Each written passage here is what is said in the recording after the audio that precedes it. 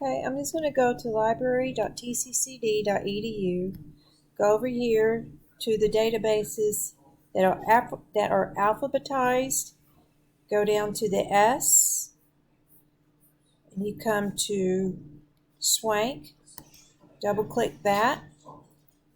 You're going to see this screen up here in the search button.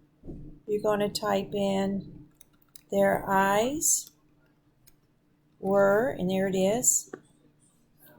There it is. Go down here to watch, click play, and it's going to come up. I will remember when I first read this book.